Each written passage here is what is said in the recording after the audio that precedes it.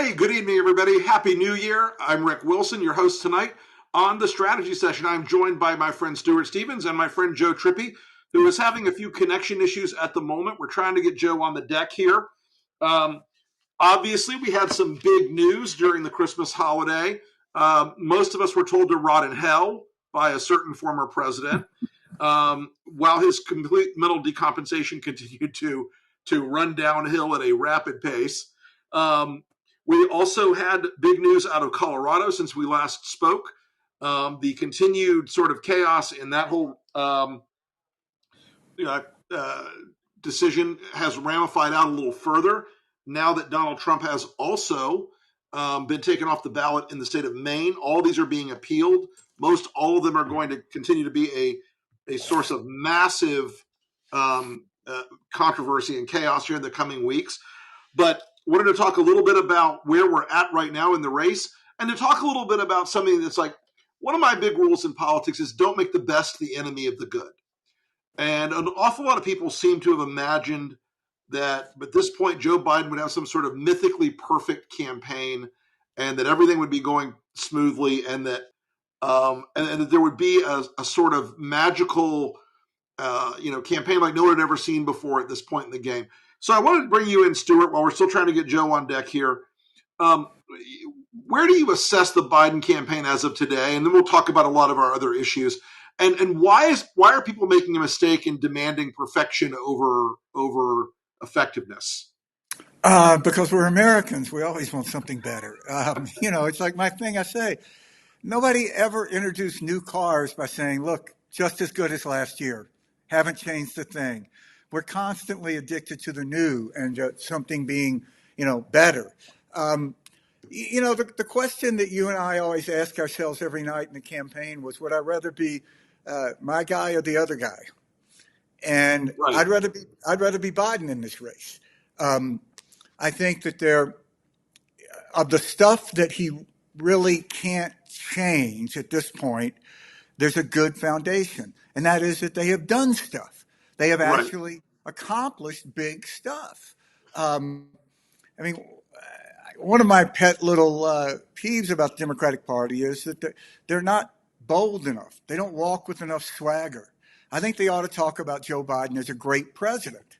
I Sure. mean, all the stuff that he's done has just, it's been tremendous. And I agree, and this has been a big theme of you and Joe, and you're absolutely right, that we're going to see, as the months go on, a lagging indicator as the economy improves, lagging indicator of how people feel.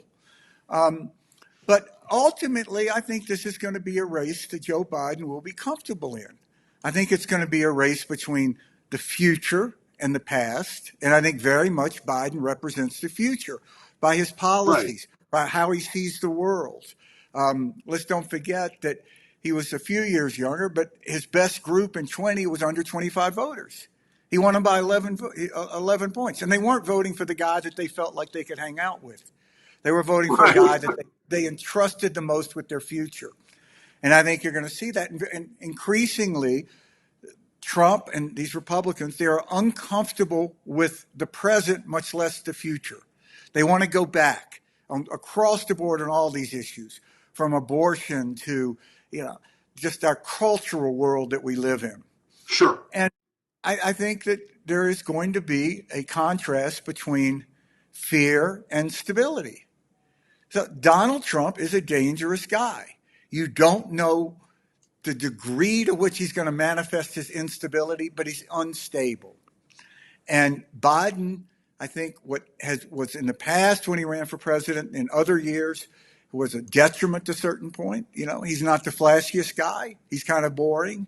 But the flip side of that is he's stable and predictable. And you're not I going to think have to that wake up in the Stuart, I morning think wondering what sort of mood Joe Biden is in.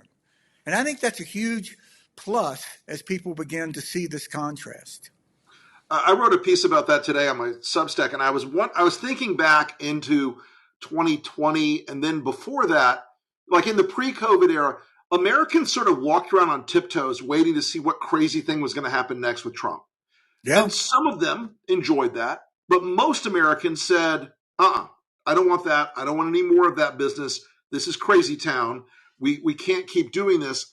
and then COVID sort of proved the case to everybody. Like the show was not governing, and Biden's sort of nuts and bolts, boring administration so far has in a weird way, really reminded people just how chaotic and crazy and dangerous Trump's time in office was. And I think that's, all elections are, as they used to say, are about hope, fear, love, or change, or love or hate.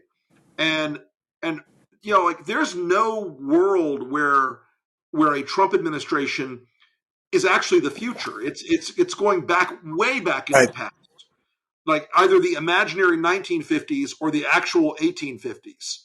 And I think that is something that you're making. You made a really good point just now. Is like there's a sense that this guy is just so dangerous and so out there that people will not be taking that chance. And I have a theory of the case.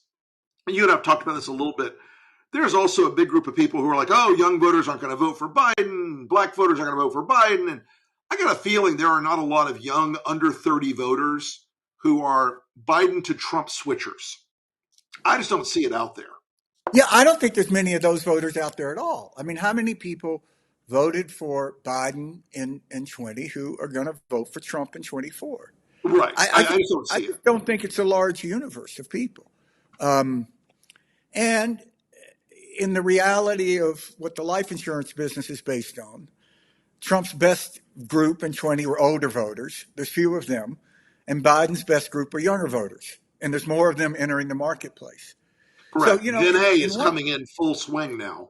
and have proven that they intend to vote and they will vote. Right. In one simple construct of this race, Biden won last time, Trump lost. All Biden has to do is get repeat customers.